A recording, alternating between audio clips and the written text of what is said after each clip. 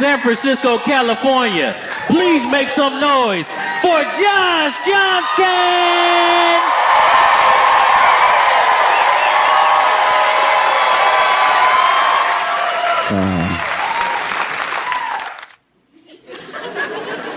I've been having trouble. I can't stop thinking about how we've gone from this like 36-hour news cycle that we were kind of in last year to now this sort of 12-hour, maybe even 6-hour news cycle that we're in now. It's just everything bombards you all the time, and there's no time to take in a story as it's happening. As soon as a story happens, there's another thing to replace it that's the big deal for this 20 minutes, you know? And it's hard to even vet stories now. Like, there'll be a story that seems like a big deal, but the more you think about it, the more you're like, why'd you tell me that? But it'll be big news for a second, and then it'll be like, oh, but then that was just wasting my time, okay? Like, I don't know if you saw, but apparently after all this time, they've nailed it down. They've solved it. Apparently, we got Jack the Ripper.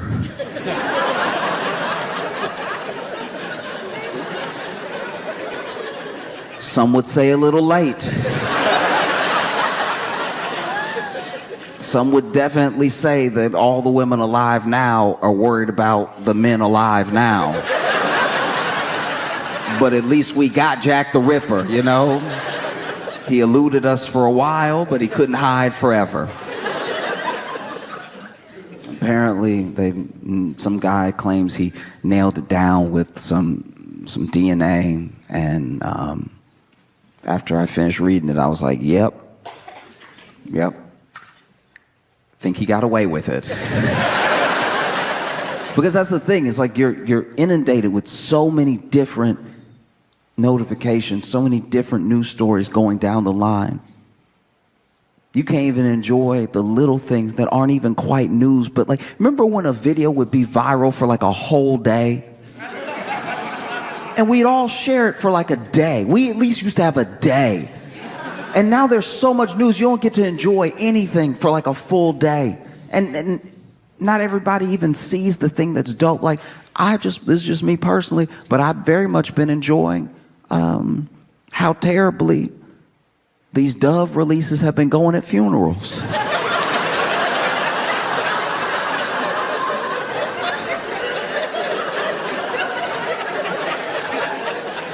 In case you're not familiar. There are some funerals where everybody can't get like a 21-gun salute or anything like that. So they'll do something special, whether the funeral director suggests it or the family wants it, and they'll have these doves. And it depends on how they want to do it for the funeral, right? Some people say some sweet words and they release one dove at a time. Some people say some sort of message, they give a eulogy either at the cemetery or at another special place to the person that passed, and then they release all the doves at one time. But one thing that's been happening consistently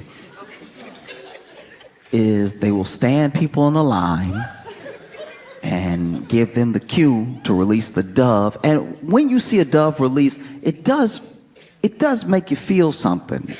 It's like a powerful thing. I understand why it's such a symbol for people.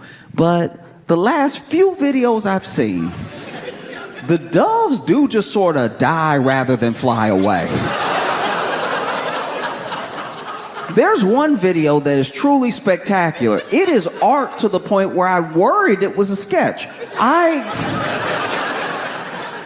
There's 3 family members standing in a row, and this first one's cute to throw the dove up, and she goes, even bends her knees a little bit, really give it some oomph, and the dove bounces off her hands and then bounces off the ground.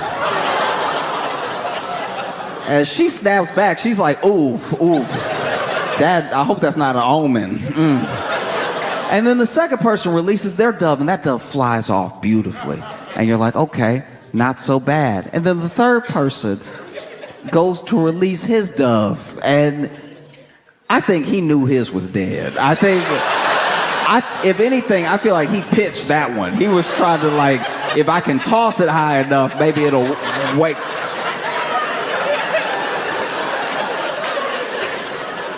There was another funeral where they were doing dove releases, and they had like 5 people lined up, and they were doing a different like stanza to this poem, and at every break in the stanza they released one of the doves and stuff, and they were getting close to the end. So this I don't know if this woman was number 5 or number 4, but she was whispering at the funeral director the entire time, "He dead."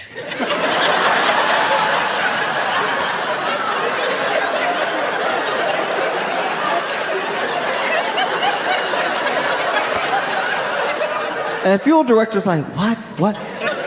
Hand me another one, he dead. And the funeral director's like, that's all I brought.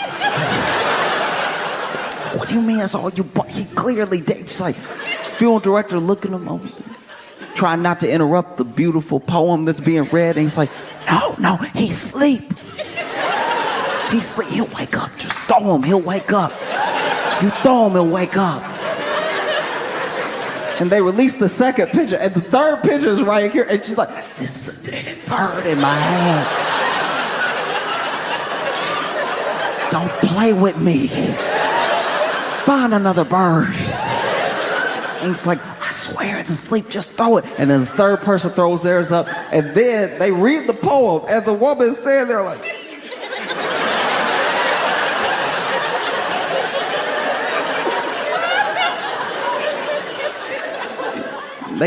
you could tell they get the like last couple lines of the poem, and this woman holding this bird goes,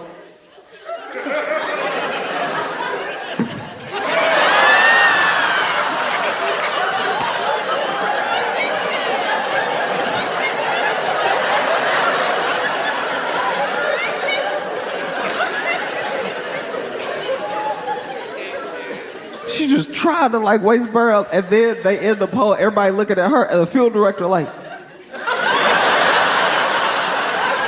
and then sure enough, she go to, and the bird just plopped down.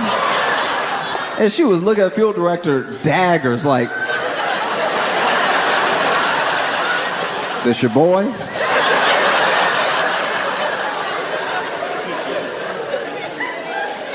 And then the 5th person, their dove fly off no problem. So everybody got a good dove, except for her.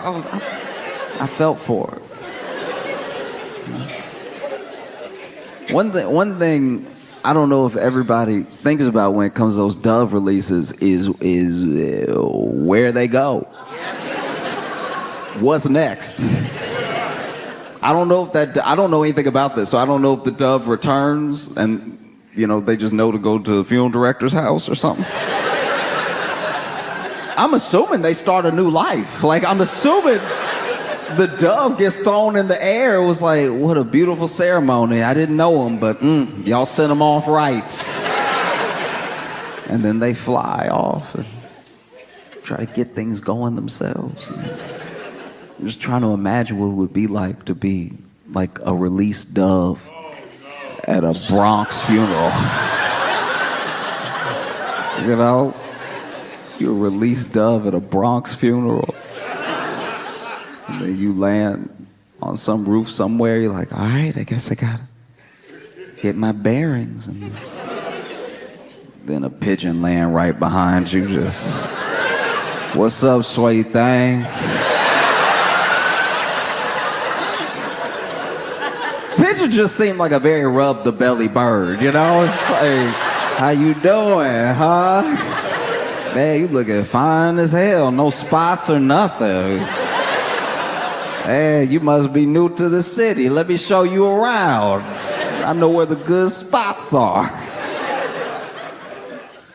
But that's the world we're in now,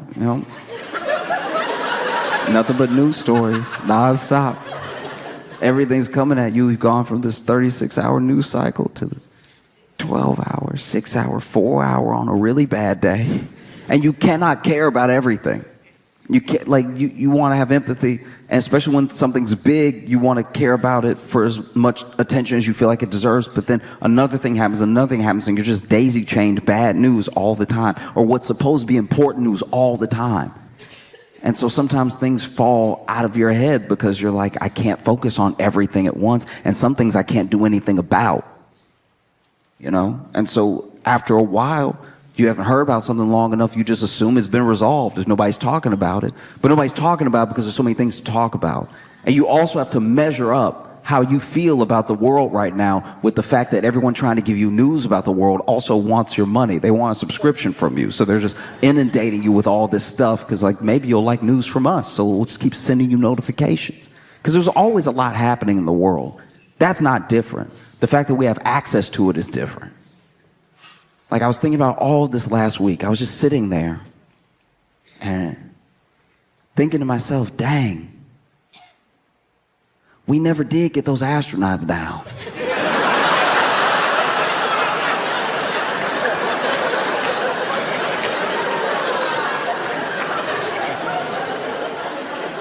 What's the plan? That was a while ago.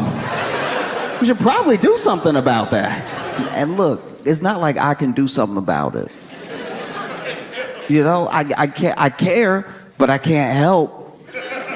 It's not like when your loudest, dumbest friend is in a bar fight, you know? And they're over there talking trash, or you're like, he over there, though. I would never be able to get there in time. There's nothing I could possibly do. He's kind of on his own, which is a shame. I wish I could help, but he's all the way over there, and that other guy is very big, and no one was talking to me, so in case you don't know, in case you missed it, which is understandable, there were two astronauts that went up, Butch and Sonny, and they went up to the International Space Station, and they were the first to, I believe, man this Boeing Starliner. So they went up in this Boeing Starliner, which some would say was a mistake. Because I don't know how many news stories you consumed last year, but Boeing was not having a fantastic year.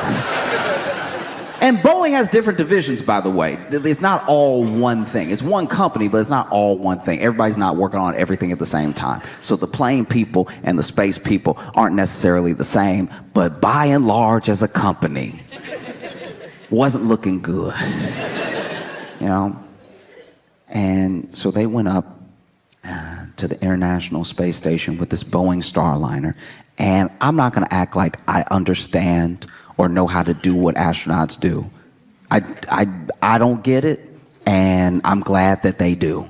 Because astronauts, NASA, all of these experiments that they do in space have yielded incredible things for us down here on Earth that you wouldn't necessarily even connect to space. You know, like memory foam, inner ear thermometer, all the times that they've had to solve a problem up there, it's led to us having something dope down here. So keep going to space. I think that that's great.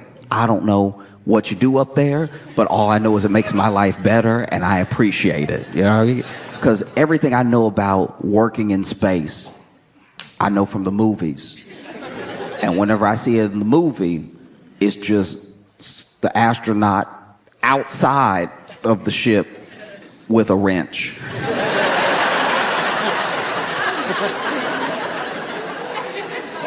Every time I see it, it's Sandra Bullock or Bruce Willis outside the ship, just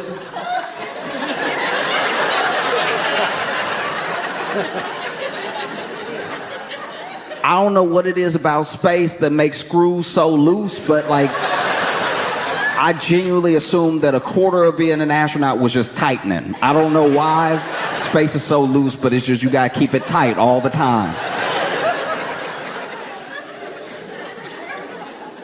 And so they send them up there, and this Boeing Starliner had a bunch of other problems. It had a bunch of other issues on the sort of unmanned tests that they were doing, you know. And so it's very brave of them to even go up there and be doing these experiments and try and make a better world for us, you know. They get up there, and they're supposed to be up there for like 8 days, right? And I don't know if they caught it or it got caught down here, but there were a bunch of problems with the Boeing Starliner. Some of them were helium leaks, because helium is incredibly hard to just capture, just keep it so light, and it's very easy to escape. And then they were worried about the thrusters, And so they were worried about control issues if they were to come down, right? Because Boeing used to be a better company. Boeing used to be a company that put engineers and innovation first. And then they had a bit of a merger, and that merger started to prioritize shareholders, prioritize the money. And so some of that innovation, some of those engineers started to fall to the wayside, and you have what we get now, planes that make you a little nervous and ships that only go one way.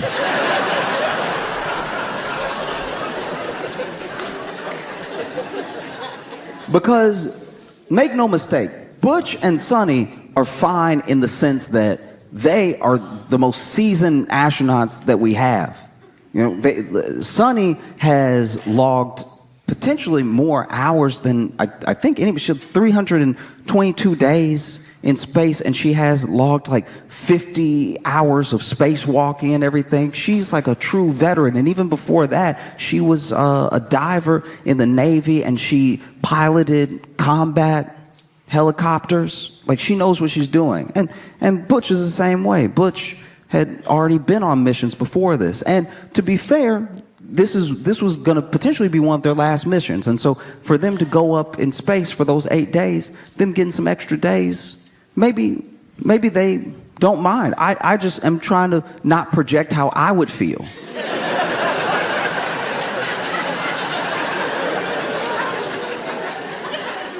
Because if it were me, because once again, I'm not an astronaut. I can never be an astronaut. Not good enough at math, throw up too easy. So I don't give off astronaut, right? But if it had been me, if I had gone up into space, it was supposed to be 8 days, and then they were like, ooh, that ship, may not be able to send you back down in that ship. I would be like, oh, okay, cool. So when's the next ship coming up? And so some of this is being explained to me by my friend, so forgive me if I'm like a bit incorrect, but he's saying that not only are they good because of how seasoned they are and how much they genuinely love being in space, but also because they have these like pods and stuff and different things they can send up to give them supplies, give them food and everything, give them things to continue their experiments, more wrenches. I don't know what it is, but like they can send stuff up. And so in my head, I was like, oh, okay, all right. Like if you can send stuff up, like you can send a pod up or whatever, then why don't they just, like why don't they just hop in the pod when all the food, like after they get all the food out and they eat the food, oh, delicious, and then they get in, they could get in the pod, right? And then take the pod down. He's like, no, it doesn't actually work like that. You know, it's not a manable ship and it's too small and everything. I was like, oh, okay, cool. Why don't they make a bigger pod? You know, enough to like fit people with just some seats, just for fun, just some seats. And then they send that up, and they could even put like an Xbox controller in it, just to have something, you know? And then send them down with that. And he's like, Josh, it doesn't work like that. Like, everything you're saying doesn't make any sense. And I was like, okay, I understand that everything I'm saying doesn't make sense, but the way it does work is also sound like it doesn't make sense. To me. Just to me. All right? I'm not Butch and Sonny, and I'm not going to speak for them. I'm talking about if I was in space for too long, if it was me, which it will never be. It's not going to happen. I would pass out. So this isn't even a problem that we really have to discuss. I just couldn't get it out of my head. Because in my head, it's like to send me something, but not let me come back down in the thing you sent me would be like if I was stranded. Imagine, stranded on Earth. Let's say I'm just stranded on Earth somewhere, and you're worried about me, and you're worried about me having supplies, having food and everything. So you send me an Uber Eats.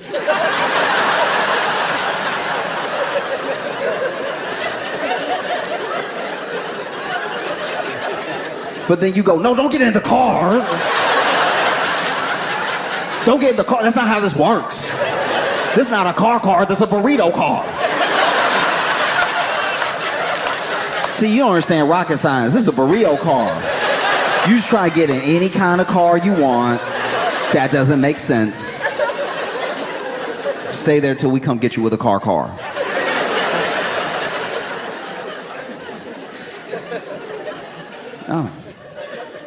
Oh, it's tough. It really is. Because if you read articles and if you listen to interviews with Butch and Sonny, they're not just in great spirits. They, if they're to tell it, are getting all this extra time in space. Space is their passion. It's their happy place. And so it's somewhere where they can go that is unlike where any of us can go. They see a perspective of the earth that most people will never get in person. That's beautiful. And the expanses that they get to wake up to, that's incredible, you know? And so if this really was going to be one of their last missions and it lasts all this extra time, there is something to be said for like, wow, I really got to spend a surprising amount of time in space. And I hope they feel that way. I really do. I just know if it was me, I would also be putting a good face on. So that way, everybody's working real hard to bring me down and I can whoop some ass. That would be... Because you know how when you're on the phone with like customer service or something, you got to be extra nice even though you're getting madder and madder and madder. Because if you start cursing, they're like, every time you swear at me, my computer seems to jam up. I don't know how the two are related, but they definitely are. May want to fix your attitude. No, I'm playing as nice as possible until I get down. And best believe when I get down, we're having it out. And I'm not even like a bad man like that. I can't even fight, but I tell you, I'm biting the first person I see.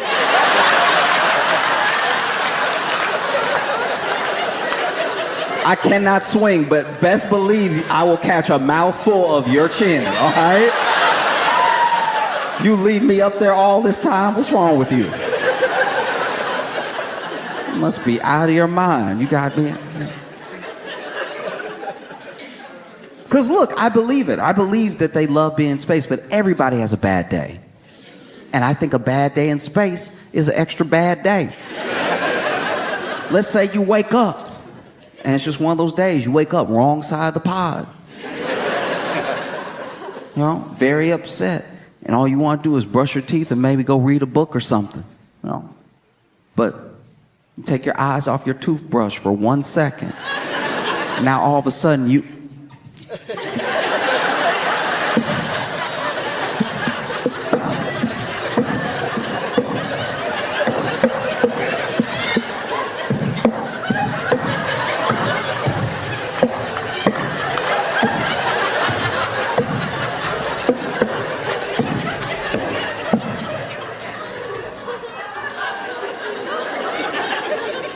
Grab the toothpaste.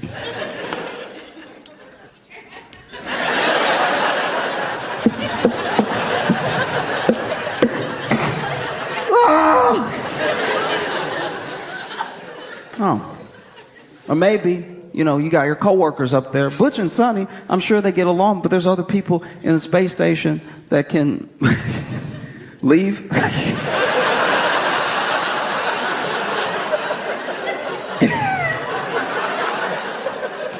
And so I'm sure, you know, you have your disagreements with your coworkers. We all have it. We all have it. You want to storm off. It's very difficult in space. You want to storm off, but it just doesn't hit the same. Because when you storm off, you want everything to be perfect. You want to be loud as you storm off. Boom, boom, boom. You know what I mean? You want the feet to be slamming. If you slam a door, you want it to really shake after it slams and everything. You don't get any of that in space. I remember one time I was trying to storm off. I felt like I was in the right, and I was done. I was really angry, and I tried to storm off. But I had a small hole in my shoe, and it had rained the day before. And so I was squeaking as I walked off. And that's a hard thing to come back from, because I had the storming off words ready. I was like, this discussion is over.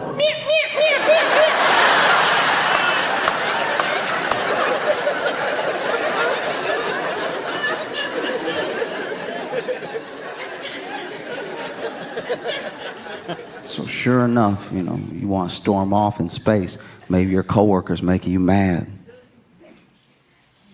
And you've had enough of it. You've been up here for, 2 extra months or whatever. You just want to go. So you're like, all right, that's how you feel.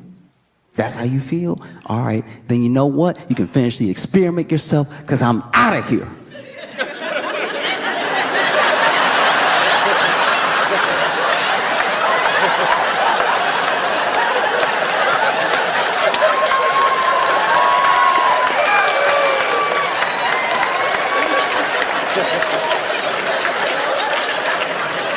I'm trying to leave.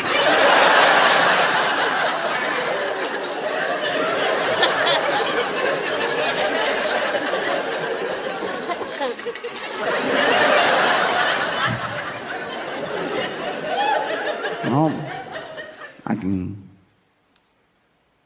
empathize with where the astronauts are coming from, because I worked at a grocery store, right? And give me a second.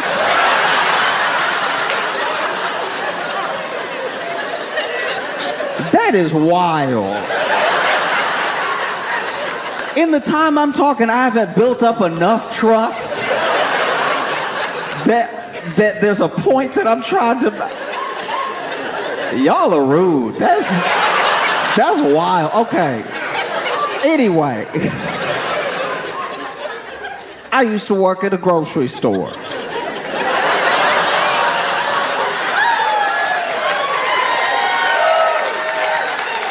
And I worked at this grocery store, and one of the reasons I wanted the job and one of the reasons I got the job is because my apartment was only going to be 1 mile from my home store. So I could walk to work, and if I was late, could run, right? And then sure enough, when you get hired by this particular company, when you work for the company, you don't work just for that one store, you work for the district. And so what they can do is they can put you in different stores if they need to patch up. Maybe somebody quit and they need to patch up some shifts or something like that. And so when I first get hired, I'm willing to go wherever. And I'm only at my home store, but I'm taking up people's shifts. If anybody needs to switch with me or needs me to take their shift, I'm taking it if I can. I'm coming in every time they call me in because somebody called out. I'm actually coming in so much that I get a bunch of overtime, then they get mad at me and tell me to stop. But I was like, you called me. So I'm sorry I didn't self-snitch on the way in that this was hour 48 this week. Like, thought you needed help. And then one day, I get put on a different store, a store that's really far from my apartment. And it was because someone had quit abruptly, and so they needed someone there that week. So it was only supposed to be that week. And I get there. I had never been to this store before, but it's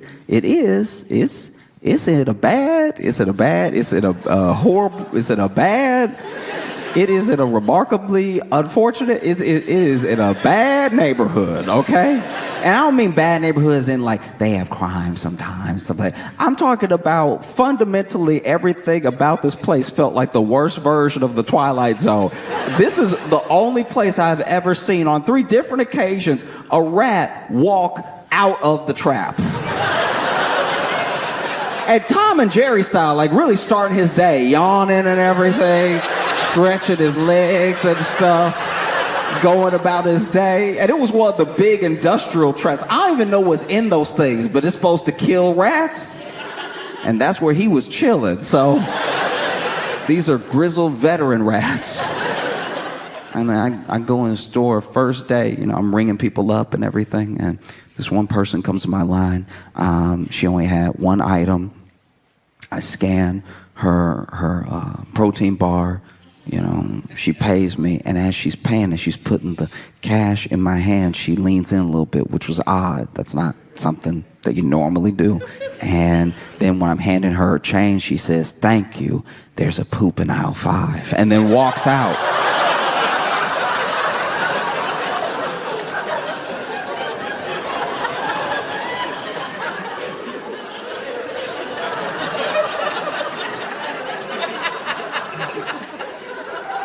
And I'm sure she didn't do it. I'm sure she didn't do it. But the way she walked out so quickly, I was like, do you have something to do with this?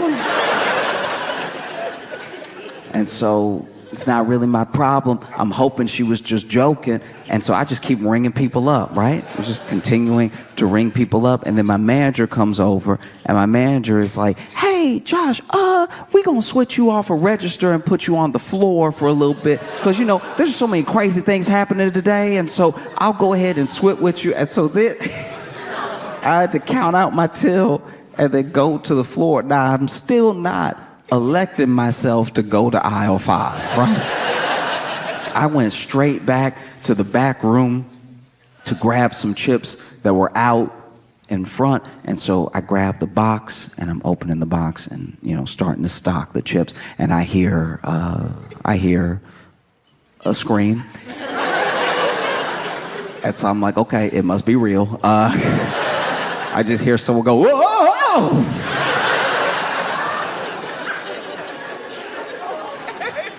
And so then I just keep stocking because I'm like, I don't want that to be part of my life, right? And then I get a tap on the shoulder, and it's my manager. She's like, hey, there's a whole like situation on aisle 5. If you don't mind checking it out real quick. And in my head, I'm like, I thought you were gonna be ringing people up. You just been trying to set me up this whole time, using some very convenient language. And so I walk over to aisle 5, and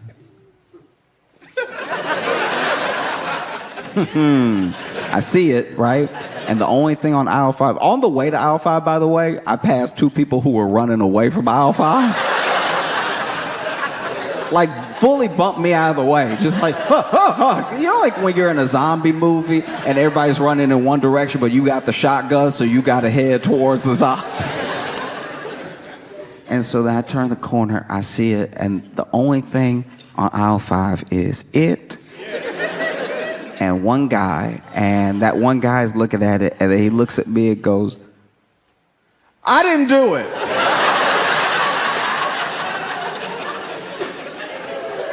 Didn't think you did, dog. Like, I understand you being just as shocked as I am. And so then I go to the back because I don't really know what to do. You know what I mean? Like, this has been laid at my feet, and I don't feel prepared.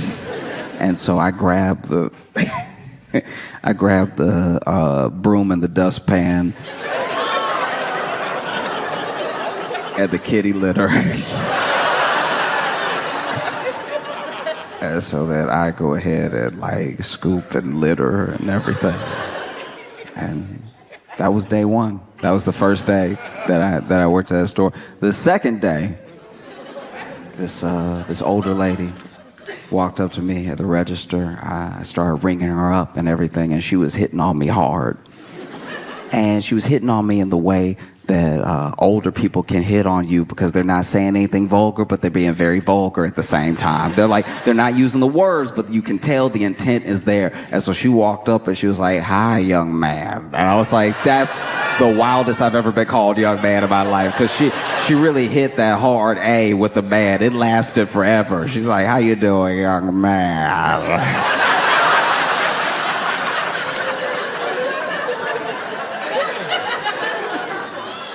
And I'm sitting there like, the name tag says Josh. Like it. And so I'm ringing her up, and she's like, what you doing later? And I was like,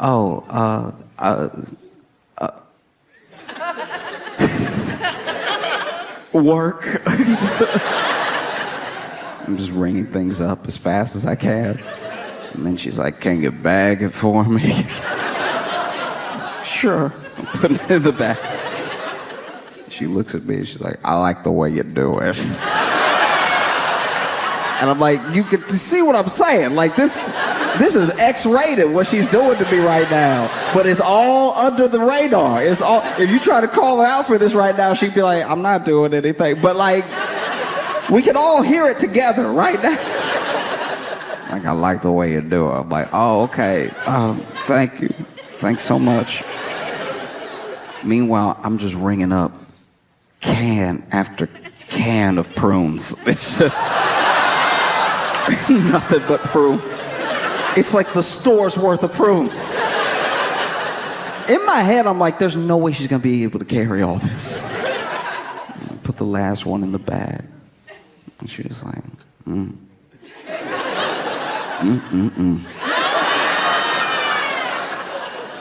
I'll see you when I come back. And I've never felt more undressed in my life. It was day 2. And day 3, I was ringing somebody up. My manager walks up and they're like, hey, just so you know, watch that guy over there. You know, turn your head, watch that guy.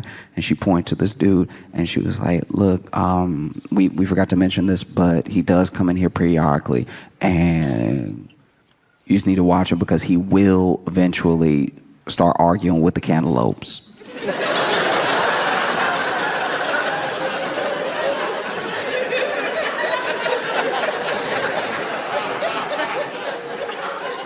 And I always try to be respectful of my bosses and stuff, but I did turn to her like, what am I supposed to do about that?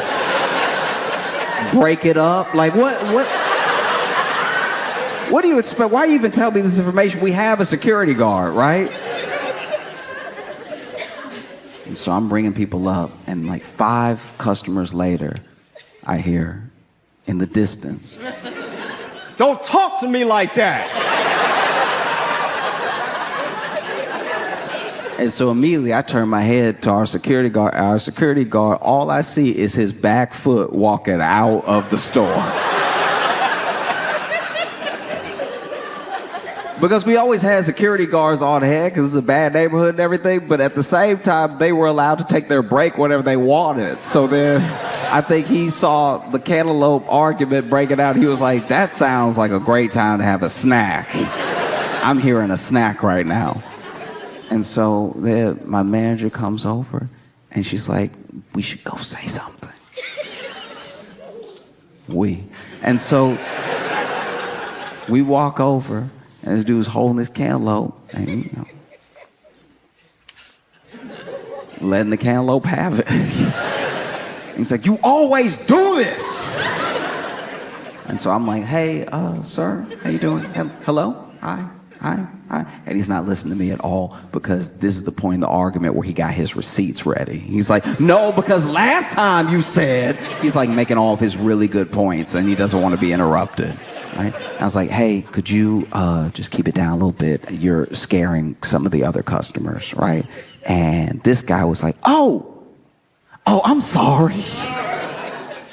Which I could not have seen coming. This guy goes, oh, I'm so sorry. I didn't mean to get loud. It just, you know how it is.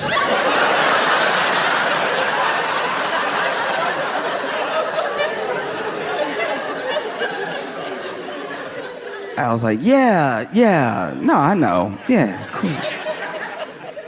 I'll go back to ringing people up, and then like several customers later, maybe 10 customers later, I see this dude in my line.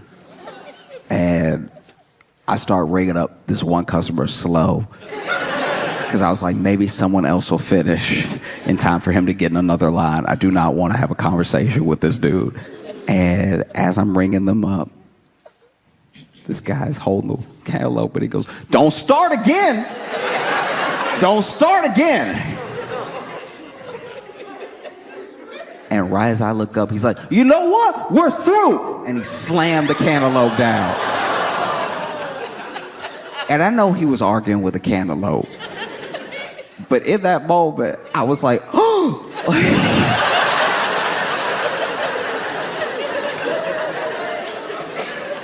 This dude storms out of the store and everything. And I gotta clean the cantaloupe up. And as I'm cleaning up, I'm like, I'm sorry he hurt you.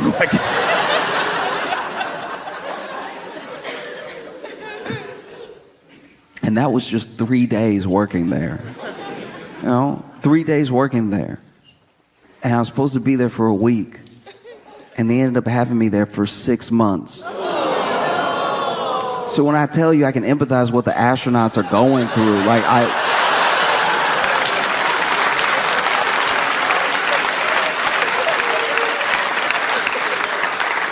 some of y'all should be clapping because you didn't believe in me at all.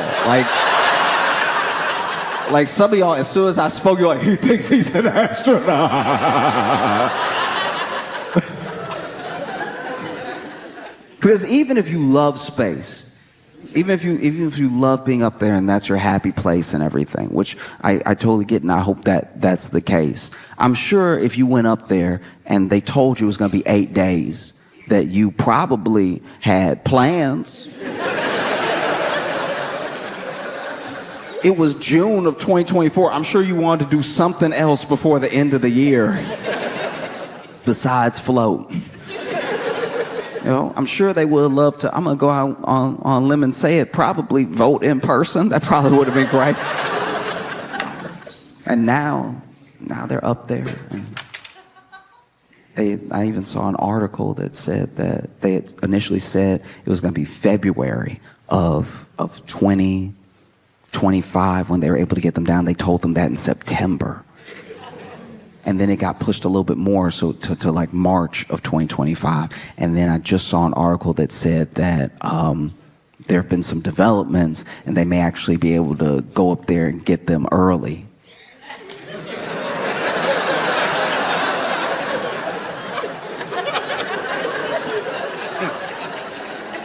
If it were me, I'd be like, don't say early around me. Don't say early around me at all. Because Butch and Sonny are up there, and they're going to be returning to a very different Earth. Which might be why they so cool with being left up there. That might be it. They're probably like, nah, I'm good. I'm chilling. Don't worry about me.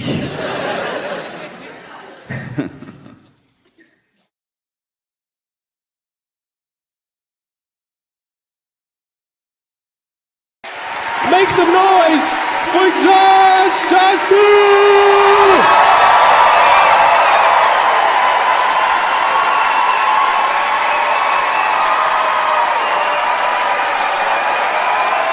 Wow, thank you so much for having me. This is so cool. I am happy to spend the 4th of July with you.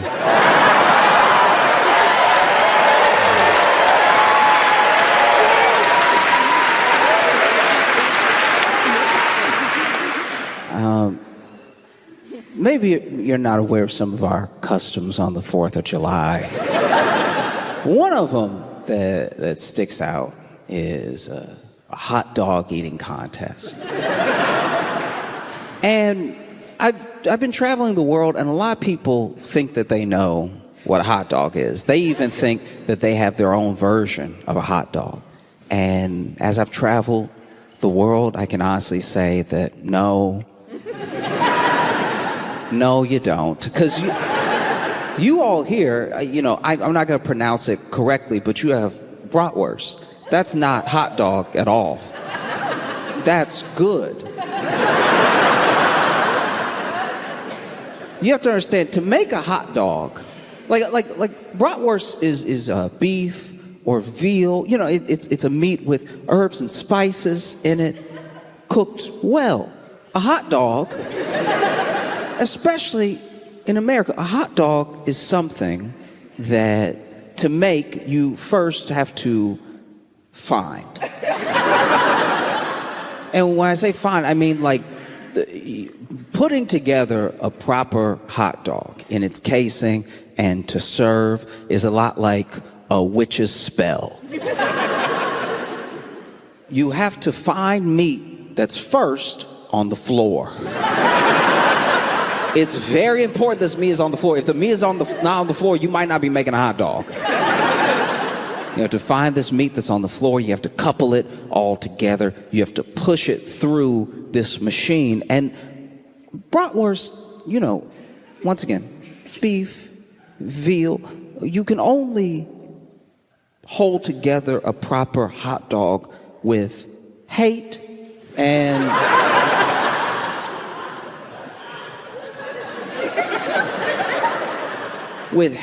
like a touch, like a dash, just a little bit of poverty, right?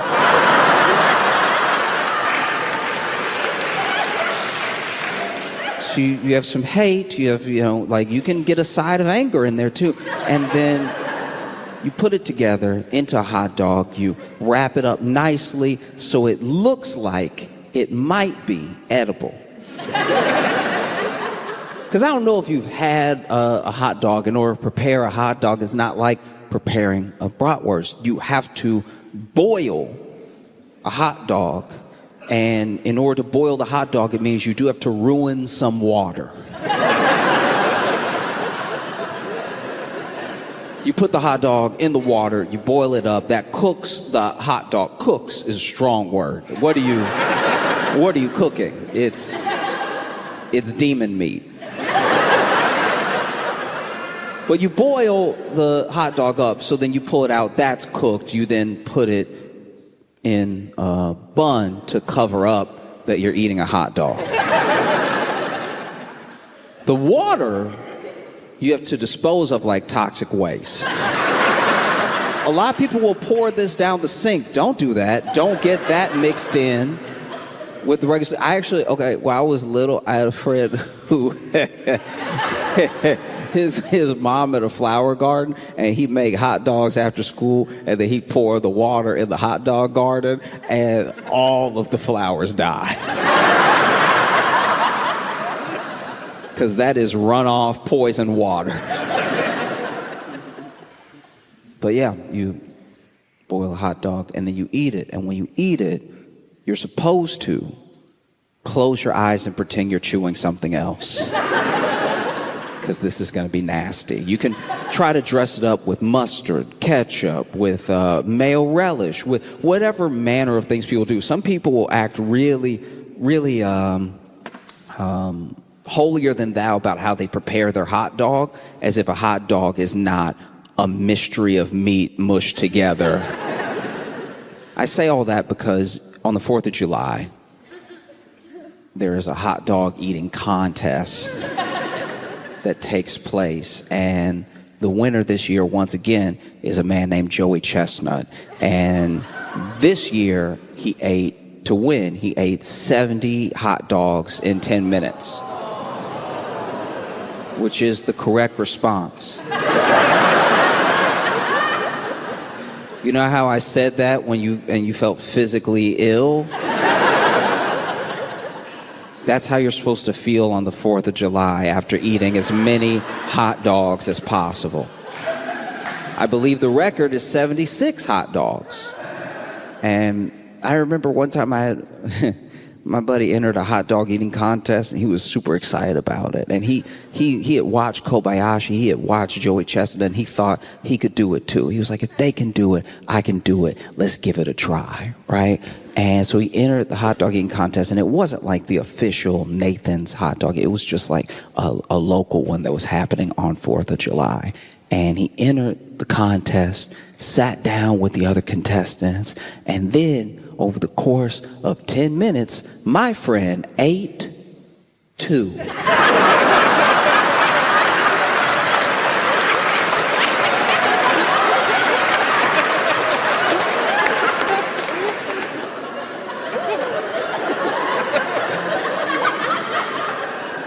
This man ate 2 hot dogs in 10 minutes.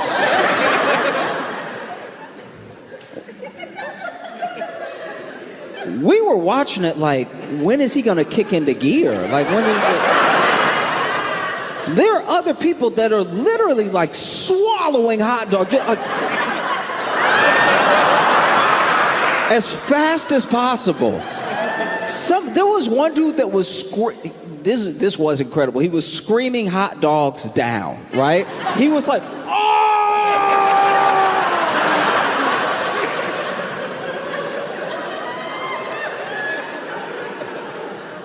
Meanwhile, our buddy,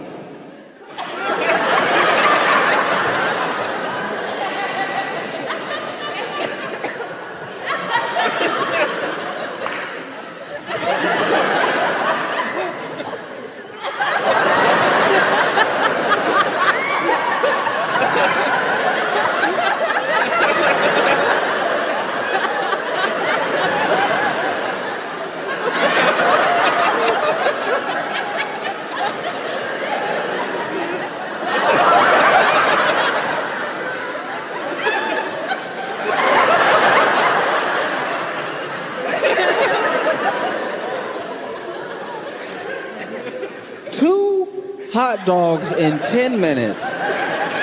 We went from cheering to booing.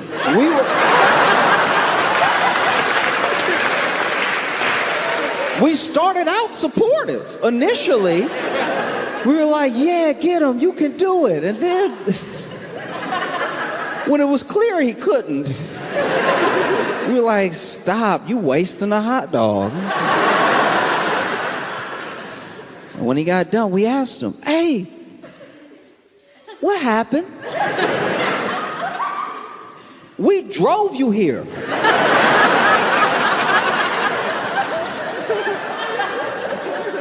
You the one wanted to go way out the way to enter this contest to waste everybody's time. 2 hot dogs in 10 minutes is not a contest, that's a meal. What's wrong with you? And he was like, I panicked.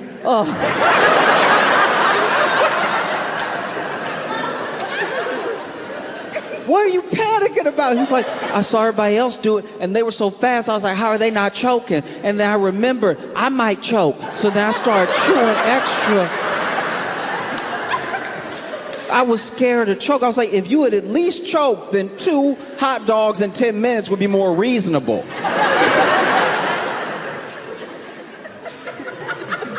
You got people over here fighting to get hot dogs now. He over here chewing responsibly.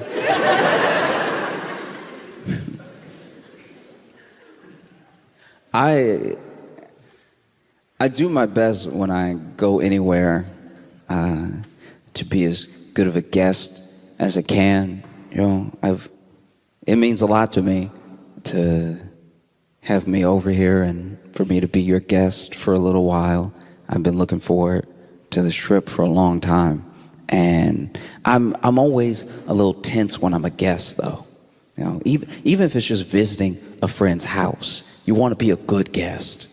You don't want to leave and then have them be like, oh, never again. You know? Like I get nervous to be seen as a bad guest. I don't want anything to go wrong. Like I've had to stay over, you know, for a couple nights at friends' houses. And they're like, oh, make yourself at home. What's mine is yours. I feel like that's a trap. You know, because you really make yourself at home and then you find out how much they mean it later. It's like, I'd rather just act like I shouldn't be in here at all. Quiet as a mouse, you know. I'll just act like I broke in and just try to affect as little as possible in the home. And they'll be like, what? He's such a good guest. We didn't even know he was here. One time I got so stressed out about being a guest at my friend's house while they were out of town that I just never went.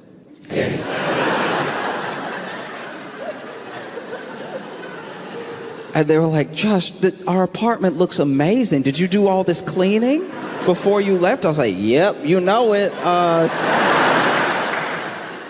Wanted to leave it better than I found it, you know. Because even being the guest at a party, that's like a short-term guest. When you're just there for the party, you're just there for, you know, a few hours, maybe half the day if it goes long. And I'm terrified to be a bad guest there. I just don't want to be remembered in a bad light. And there was this one time where I went to a friend's party, and I'm not great at parties to begin with. You know, I'm very much in the corner, or if I know one person at the party, that will be the person that I'm talking to the entire party. Like it will be a burden on them. Sometimes I see a friend that I know at a party and no one else, and I'm like, ooh, you about to have a bad time at this party. I hate that for you. I'm very sorry.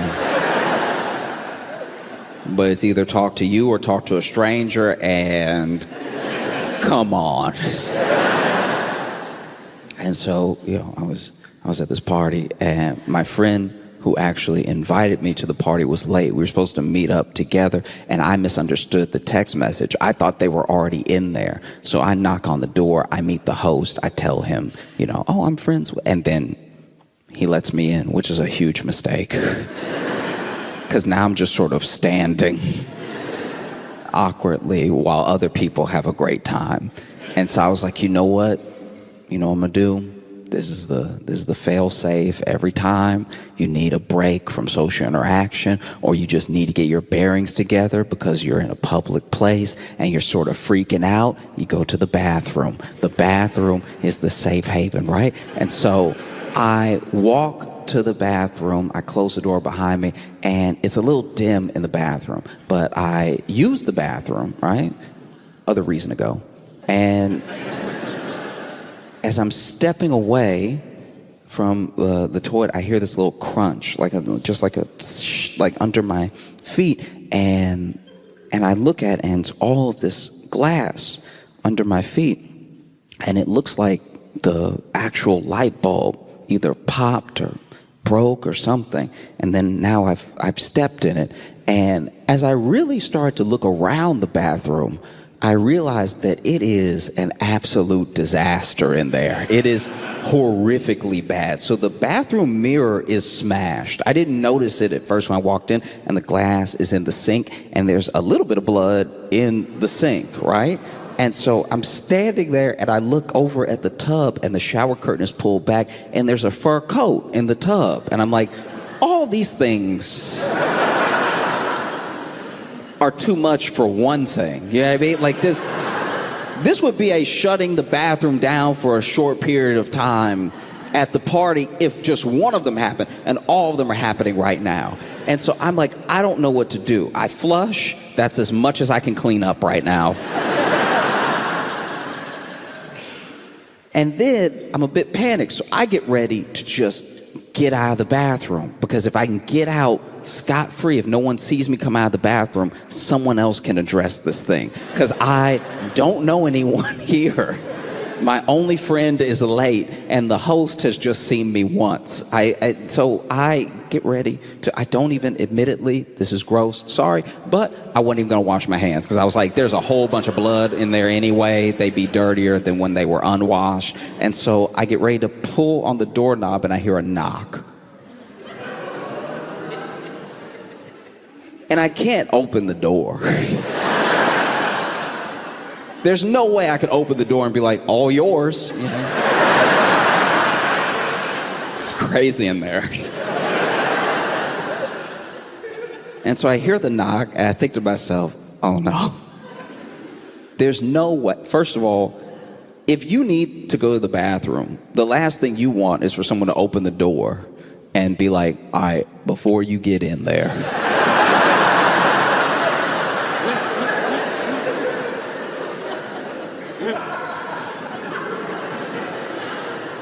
I just want you to know none of this is my fault, okay? Before you walk in with judgment, just know anything can happen to anybody at any point. Like, if you had been a little quicker with your feet, this would have been you, okay? I don't know what to do as I'm just standing there. And I'm admittedly standing there for like way too long. Like,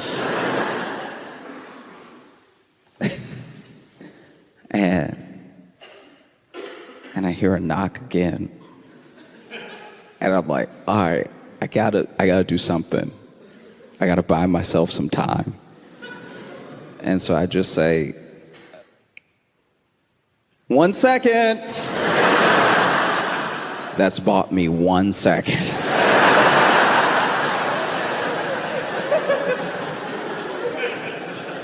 I have to use it wisely.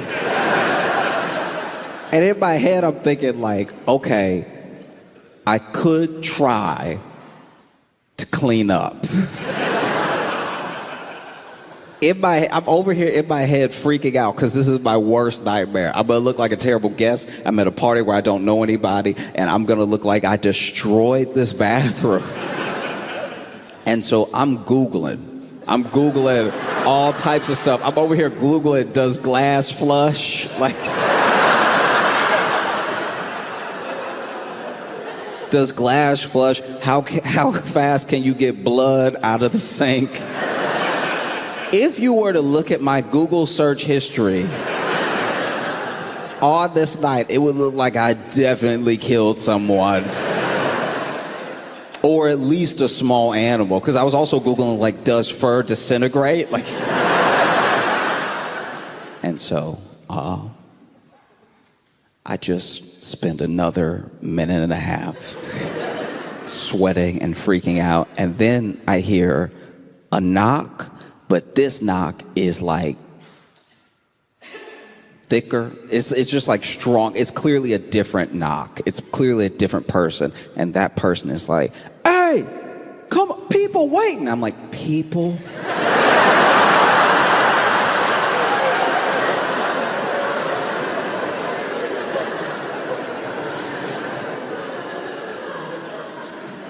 People are waiting. Okay, all right. People implies more than one person, which does imply, plural, and plural could just be two. It could just be the initial guy that knocked and is very patient, or maybe left. Who knows? Maybe he had to use the bathroom so bad that he left the party completely. But this person is adamant. Hey, I got to get in there, right? And he said, people are waiting. And so in my head, I'm like, okay, 2 people are waiting. And then he yells out, you got a line out here. What's happening in there? And I looked down at my phone, and I had been in the bathroom for like 15 minutes. Like I had let this go way too far. And so I froze. I didn't know what to do at all. It's like your absolute worst nightmare as a person that's like gets weird in like social interactions, to actually have this weird thing happen to you is like, I think maybe this is hell. I think maybe I've died. And so I'm pacing back and forth in the bathroom, which is only breaking more light bulb glass. And I finally look out of the little window, and I'm like, I'm gonna have to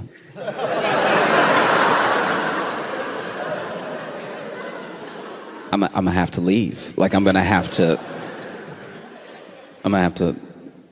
jump out of the window. And in my like panic, I forgot that we were on the first floor. So it wasn't like a big jump or anything, but I did have to climb out of a window that wasn't man-sized. Luckily, neither am I.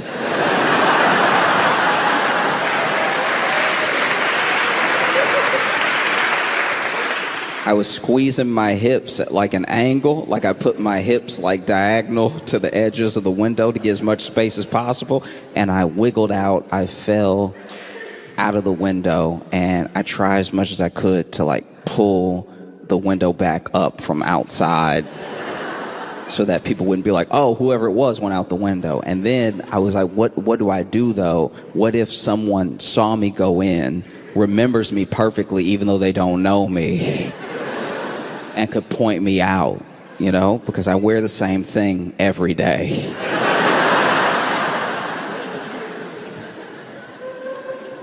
And so I'm like, the only option I have is to go back in.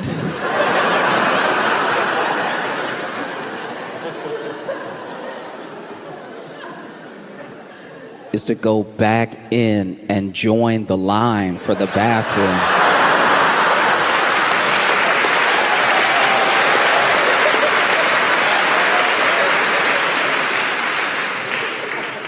And so I walk around the house, and I'm thinking to myself, okay, all I gotta do is watch out for the host. His host was greeting me when I first walked in. As long as the host has like got to that point in the party where they're not greeting everybody and they're not answering the door every time, I should be good. And so I wait. Some other people were arriving, and they knock on the door. Someone else opens the door. I'm like, this is my chance. I sneak in behind those 2 other people, and I immediately walk to the line for the bathroom. And luckily, my buddy who was late was in the back of the line, and he's like, can you just believe this?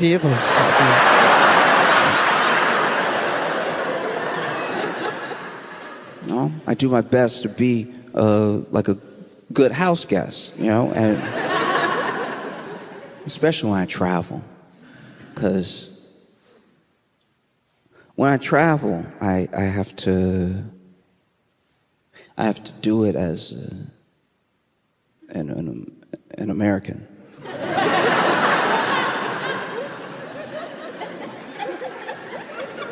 I have to travel as an American now. You know? And it's like, I'm traveling more than I ever have in my life, experiencing new places for the first time. But one thing that I will say is, okay, there used to be a time where you would travel when you were from the U.S. You would go to other places and you would say that you were from the U.S. and people, there was a shine to it. There genuinely was like this like magnificent shine around you and your passport. People had questions for you. You know, you would say you were from the U.S. and they'd be like, oh, blue jeans.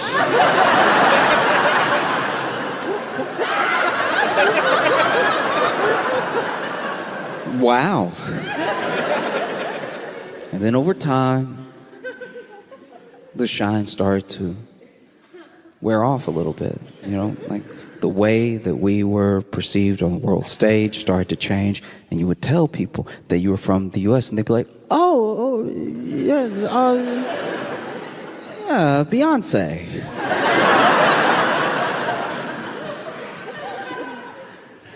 And now,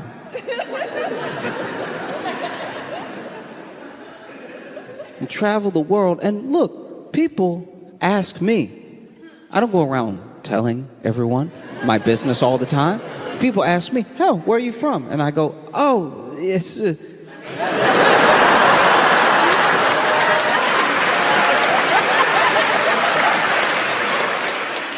you know, it's American. And they're like, what? What? I didn't hear... Oh, you know, it's United States.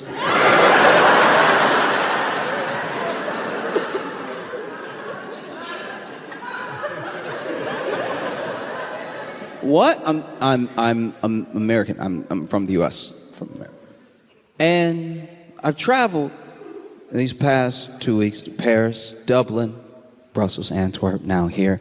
And there is a similarity. This happened more in Brussels and Antwerp than anywhere else, but it has also happened here where people will ask me where I'm visiting from, and then I will tell them. And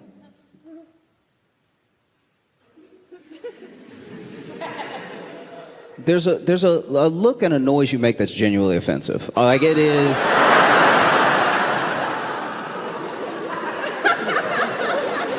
Once again, you asked me. I didn't say anything.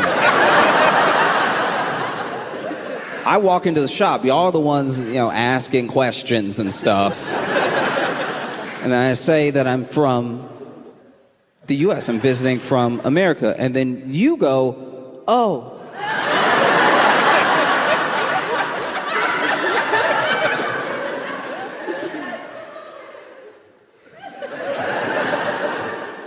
You get the face or you get the noise. You don't get both.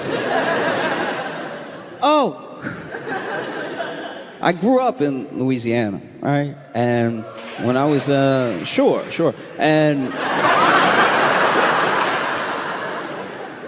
when I was in Louisiana, you know, I have friends who live in all different parts of the state. And one of my friends, he actually lives he's in like a rural area. He's in like, you know, some swamp area near the bayou and everything. There's a bunch of things floating in the water, a bunch of predators out there. You know, he does his hunting. He comes back home. That's mainly how he sustains himself and everything. And there was one time he was having a barbecue. A bunch of friends came over, and one of his buddies, his buddy Spence, came over and was having a cigarette off by himself. He walked off away from the barbecue to have his cigarette. And then sometime later, he comes back over, and in the back door, the way that a lot of the houses are built in Louisiana is you have your door and you have your screen door, and the screen door can keep out the bugs while also letting air flow into the home and everything. And so he pops his head near the screen door, and his head only. And Spence leans in and he says, "Hey, can you call an ambulance?" And our friend is like, "What? Why?" If anyone ever asks you to call an ambulance, just do it right away. Like, I'm sure that they have a good reason. I'm sure they're not just getting you to do it for fun because they want to hear the siren. I think that they probably need some help. And so he's like, if you could just call him, that'd be great. Can you please just call him? You know, and he's being very calm. And so our friend walks up and pokes his head out of the screen door, and he sees that Spence, though calm, is standing there, and there is a baby alligator around his foot.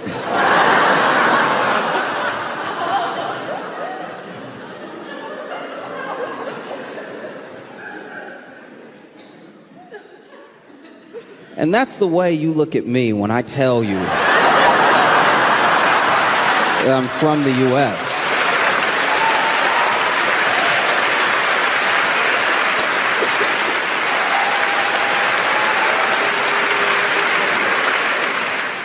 Now, coming here at a time where tourism in the U.S. is way down,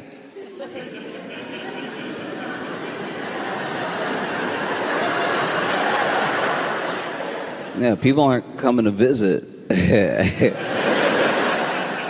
as often. It's like if people used to love to come visit all the time, and then something happened.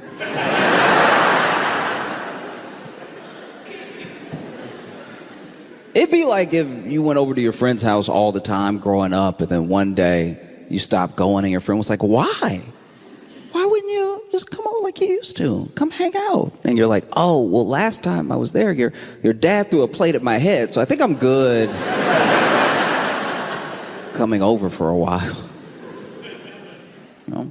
And so tourism is down in the U.S. People are choosing other places to go, and one of the main places that they're choosing to come is to Europe. It's all these places, like, some people will come to Berlin. A lot of it is happening in Spain with Barcelona and Madrid, in Italy, in Paris as well. And it's getting to the point where there's so much tourism, people are actually calling it like over tourism. And this is happening at the same time as like massive heat waves. Like wild heat waves, some of which we've never seen before. It's never been as hot as it is now. It's very hot. Luckily, not here today. But this week you had, one of your hottest days on record. I can't even imagine what that must have been like, because you all are like fit people. Like, you get on bikes to go you have to understand, my frame of reference is the U.S. So the fact that you're even walking next to a bike is leaps and bounds. I can't imagine trying to ride a bike in that heat, or running. Some of you run.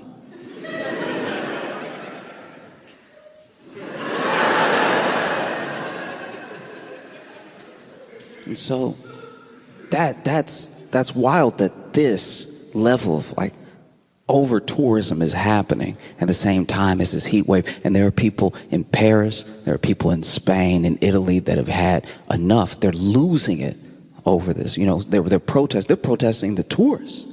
They're over here being like, "Stop it. Stop coming here right now. Talk amongst yourselves and spread it out throughout the year or something. But this is too much." You have places like, I could be wrong about these numbers, but I think in Barcelona you have like 1.6 million people living there, but like 26 million people visit throughout the year. That's wild. I understand that if you live in Barcelona and you're trying to ride your bike, eventually you're like, get out of the way! No. And then if you live in Barcelona, you're tired of all these tours everywhere all the time, and you start freaking out. You might get a reputation for being a little bit rude to tourists, and then you'll be New York. Oh. But people are doing the best they can to protest. There's been all these different types. People get creative and stuff. There's one where they were shooting tourists with water guns throughout the day. You know, get out of here! Ah! You know, like when a dog tries to pee on the carpet. You know what I mean? You know? Although as far as protests go, you can tell that these are like good people doing the protesting, because that's what you came with, water guns. For water gun. I don't know. I'm coming from the U.S. where it would have just been guns. Like this. You can tell these are people who have a deep moral core, because you used water guns to protest tourists during a heat wave. They probably didn't even understand what was happening. You know what I mean? They were probably over here like, oh, the Spanish are so hospitable. They saw how hot we were. Then some strangers we didn't even know were like, cooling us off. You know, and I get the genuine frustration though, but this is the main problem, is that whether it's business or whether it's government, systems have a magnificent way of pitting us against each other. Like, there are people that are local that are upset because obviously with all this tourism, Airbnbs are shooting up. Airbnbs raise the price of living in the area, so then people are getting priced out of their homes. They're getting priced out of the areas that they grew up in. They have to find somewhere else to live, all for people who don't live here, who are just coming to peak, and then they head home. And that can be incredibly frustrating, but that's the people who are coming to visit didn't come up with a master plan. Airbnb and the government that allows Airbnb to run rampant are the people to blame. You should be taking, like,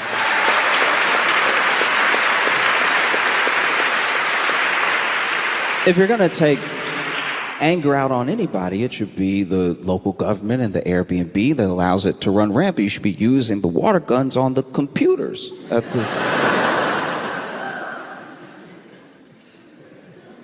You know, because I think that's the main way that systems get to stay intact. They see this, Airbnb sees it, and local government sees it, and they're like, well, we get to rake in money while the people that live here blame somebody else. Why would we ever change our practices? You know, and I don't really know what the exact fix is. You know, I remember when Airbnb was like at your house. There was a time early in Airbnb's history where you were just renting a room in someone's house, and so they lived there, and then they collected the money from you staying with them, like a little mini hotel.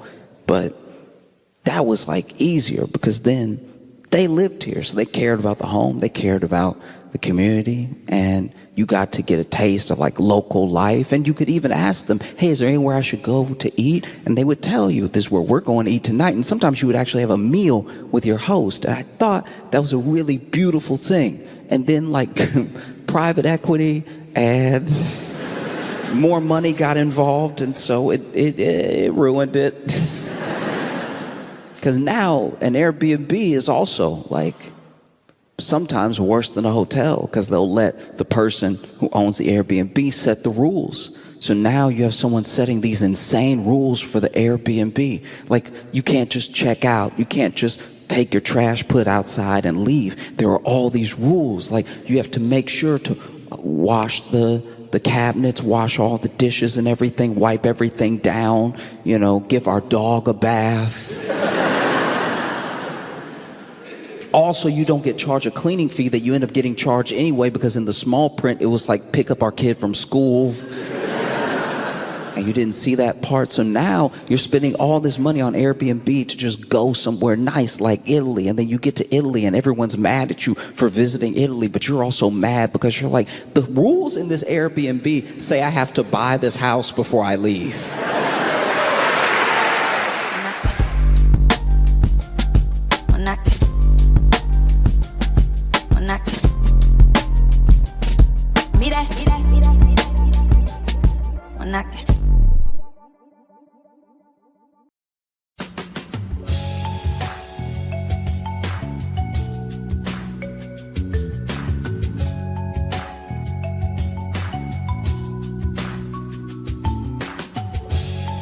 Welcome to the Josh Johnson Show. I'm Josh Johnson, joined by my co-host, fellow stand-up comedian Logan Nielsen. Logan, how you doing, buddy? I'm doing all right, man. How are you? I'm all right. I had a thing on Sunday. Everything has changed since Sunday. Everything changed on Sunday? Yeah. Define everything. Well, I woke up. I felt all right, but I woke up and this is going to sound worse than it is because I'm not using the right I words. was covered in blood. Well, I'm not using the right words to describe it, so it's going to make it sound sad, but it's not sad. I'll explain the whole thing. Okay. I woke up on Sunday and I didn't quite like myself. Like I don't hate myself for my life or anything like that. Right. But I was like, I don't feel good and I'm tired of not feeling good.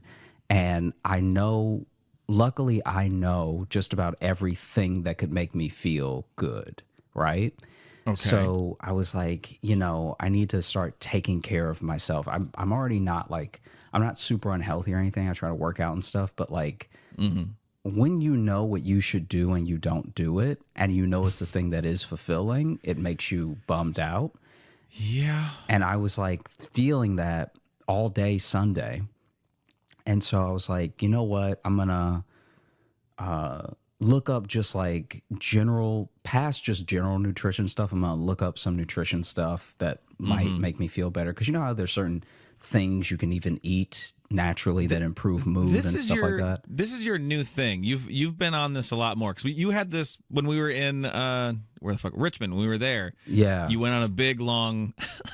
I saw you for 2 minutes, and then you just had a 10-minute rant about the chemicals and the process or the approvals of foods. Yeah. So this is this is your new bugaboo a little bit. This is your new and it's not even you. a health food thing. It's just I know there are things that taste good that make me feel bad.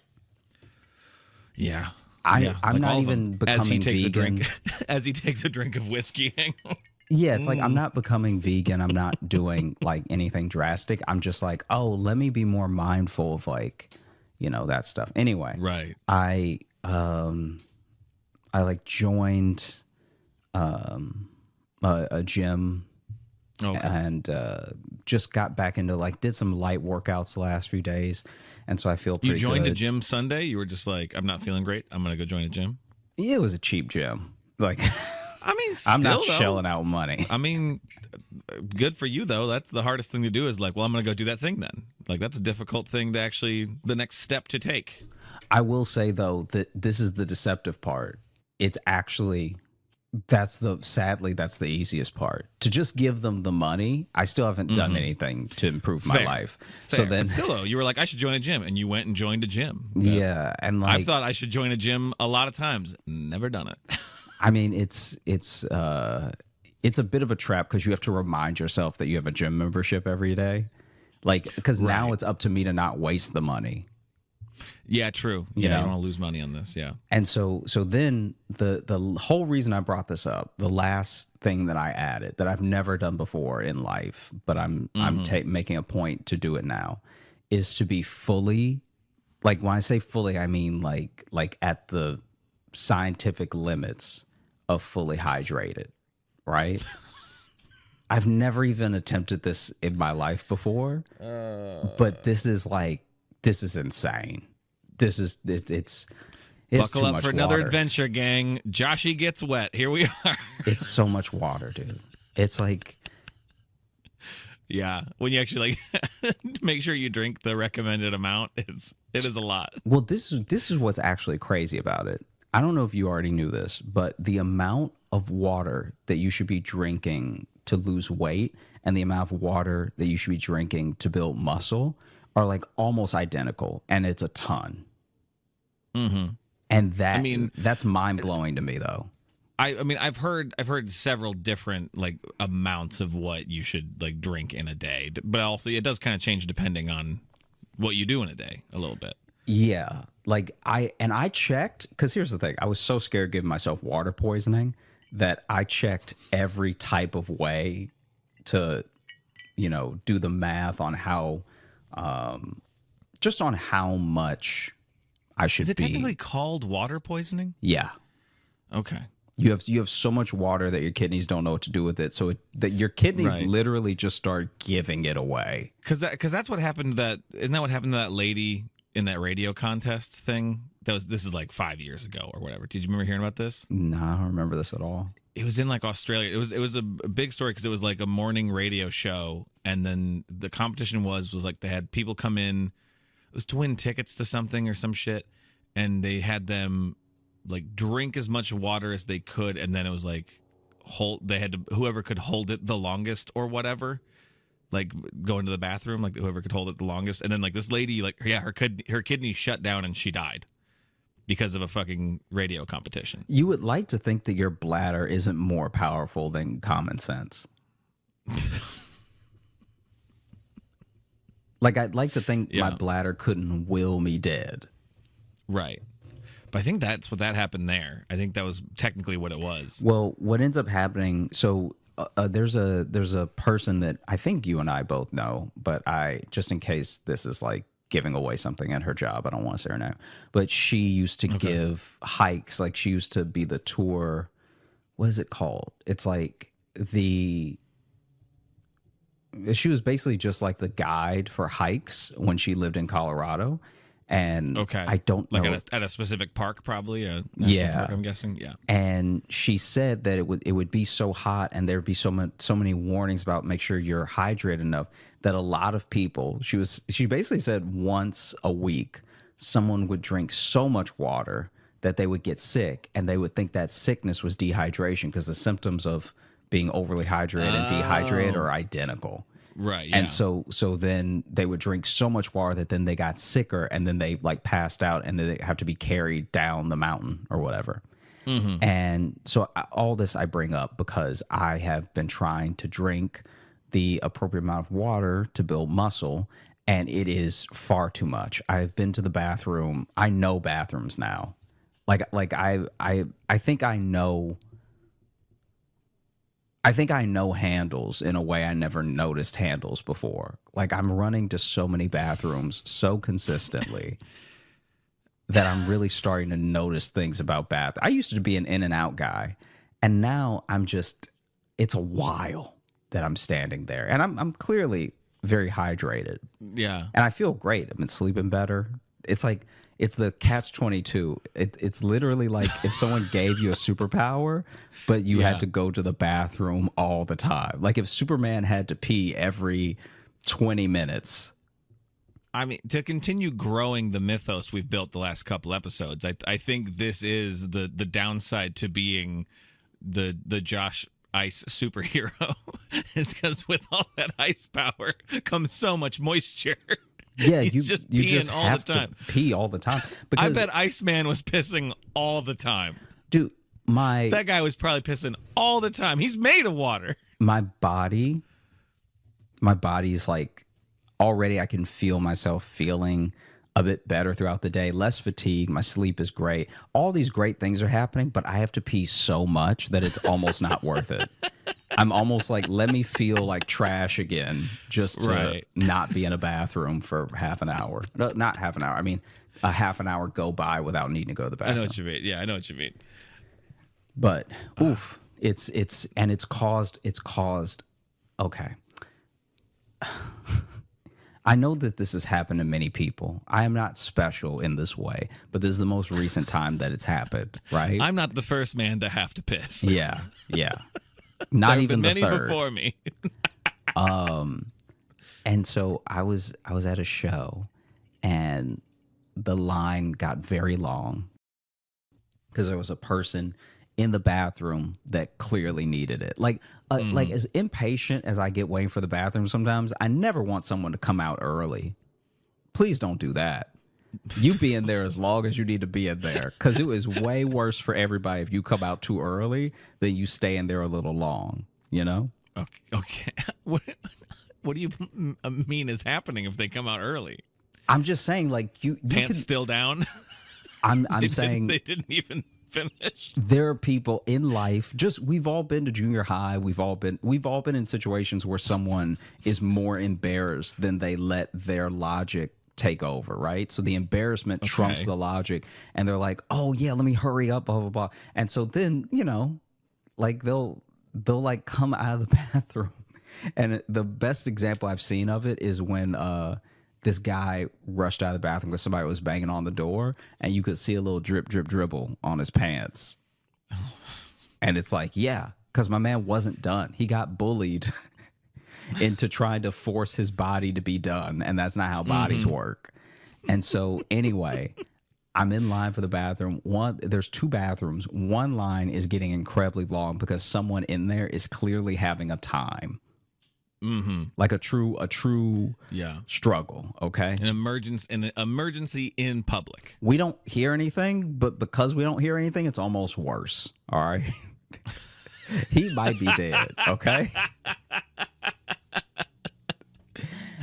It's too quiet for something normal to be happening in there. No, it's far too quiet. So then, I know exactly what you mean. then like, cause you know what? Where you start being like, is someone in there, or we have just not checked the door fully? Is it just a heavy door? Yeah. You know when when it's so quiet.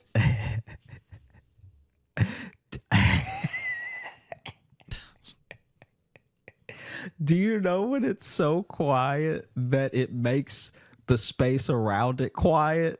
Like it's so quiet in that bathroom. That loud silence. Yeah, it's so quiet in the bathroom that as you get close to the bathroom, you literally just start not hearing anything. Like you have to go hello out loud just to make sure you are still with us, you know? Like a car didn't fly through a window like Spider-Man 2 and you're in purgatory now and this is the line, you know? Anyway, I'm in one of the lines. The other line's not moving. So some people start jumping over to my line, okay? And everyone is like varying degrees of needing to go. I have to go in a fairly modest way, you know? Like I'm like, let me be responsible. I'm trying to be an adult about it because I know I'll have to go badly in 5 minutes, right? So let me just -5. What?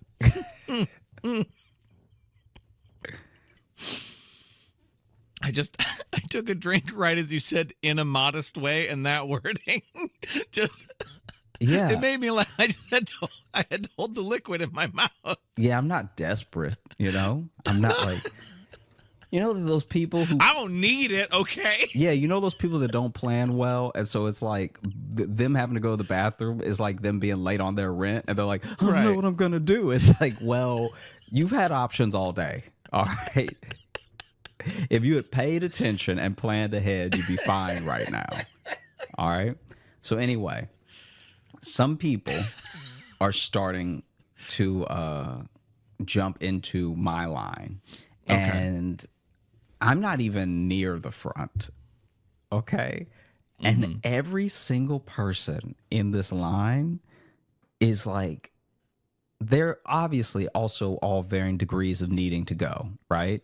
We are a rainbow of piss.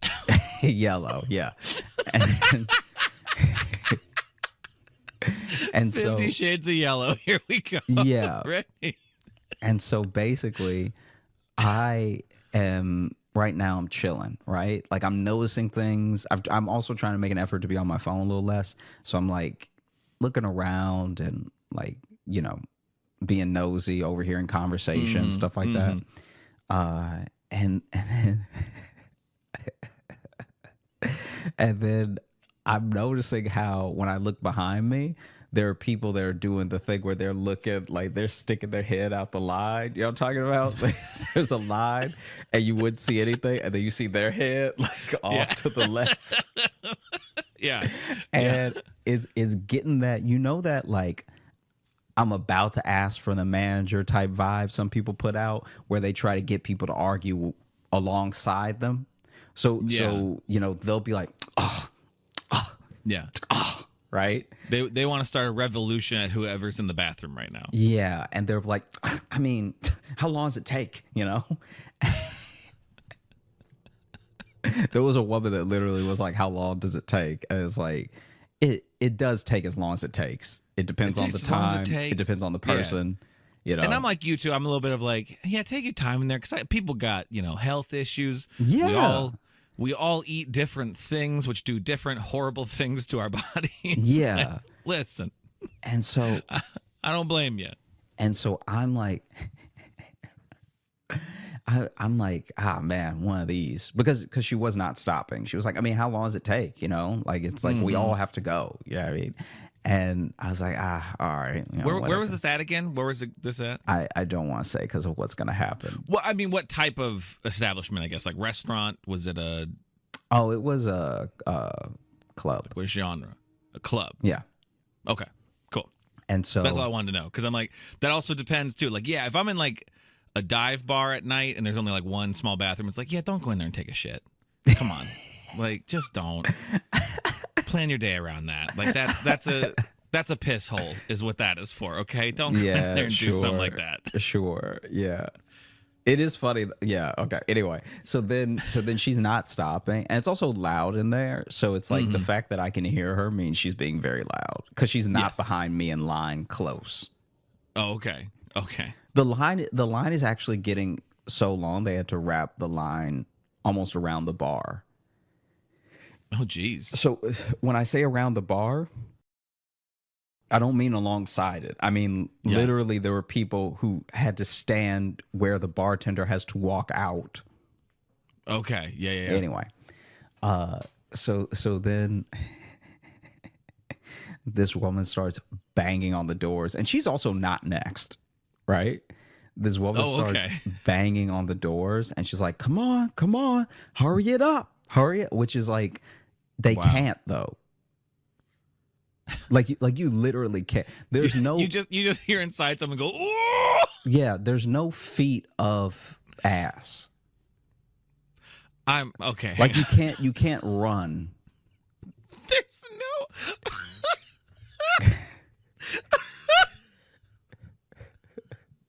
That might be my favorite thing you've ever said. There's no feet of ass. Like someone telling you to hurry doesn't actually change anything in your body. No. You just improved my week with that phrase. There's no feet of ass. That's my new.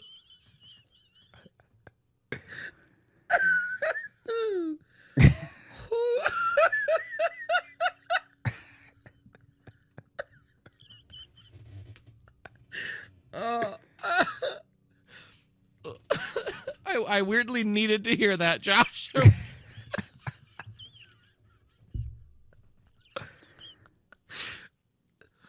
Oh, yeah, go ahead. Sorry.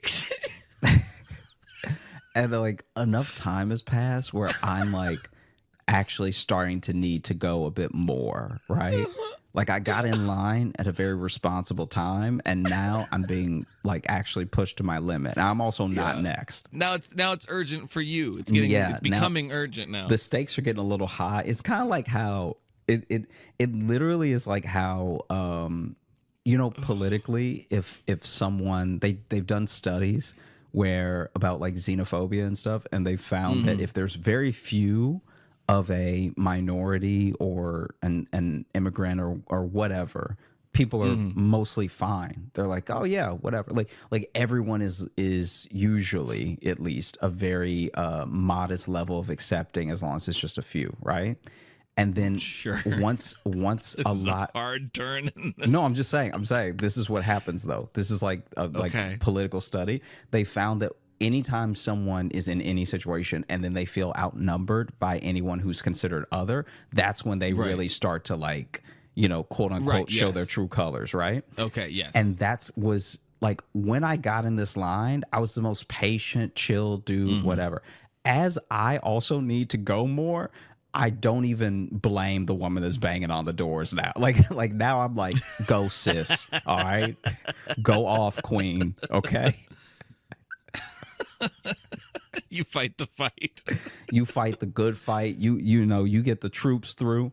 And so I'm like kind of in this line slowly getting radicalized of like yeah, what are they doing in there? You know, because the line hasn't moved. You've now been in the chat room. You've now been accidentally recruited by ISIS. Yeah, because now the line has truly not moved.